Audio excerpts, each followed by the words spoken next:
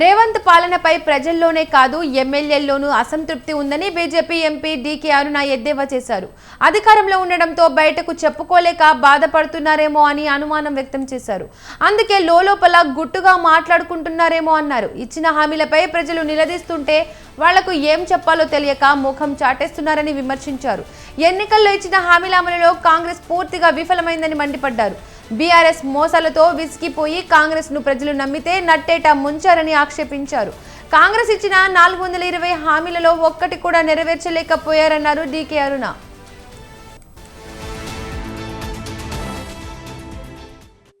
కళ్యాణ లక్ష్మికి తులం బంగారం ఇస్తామంటే మీ 1 లక్ష రూపాయలు ఇస్తామంటే మీ ఇప్పటిదాకా తులం బంగారం ఎక్కడ ఇయ్యలేదు.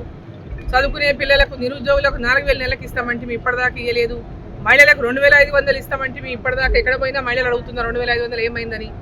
ఇట్లా అనేక పథకాలు రైతులు అడుగుతున్నారు ఎక్కడ పోయినా రైతు రుణమాఫీ మాకు రాలేదని. అట్లయినా రైతు భరోసా 15,000 అంటే 12,000 అంటున్నారు, అందరికి రాలేదని. అది కూడా కొందరికే ఇచ్చినారు. ఇట్లా ఇండ్ల విషయంలో కూడా అందరికి రాలేదు, ఏదో కొందరికి ఇచ్చి 4-5 పేర్లు ఇచ్చి ఇండ్లు ఇచ్చినామని చెప్తున్నారు.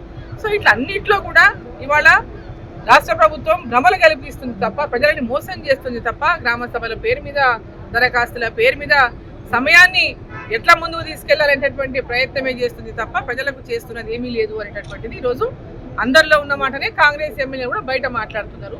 అంటే వాళ్ళు బయటకు చెప్పుకోలేక లోపల మీటింగ్లు పెట్టుకొని మాట్లాడుకుంటున్నారు. ప్రభుత్వం ఉంది కాబట్టి బయట అనలేక రూమ్లలో కూర్చొని మీటింగ్లు పెట్టుకొని వాళ్ళు మాట్లాడుతున్నారు. ఈ ప్రభుత్వం పెద్ద అవినీతి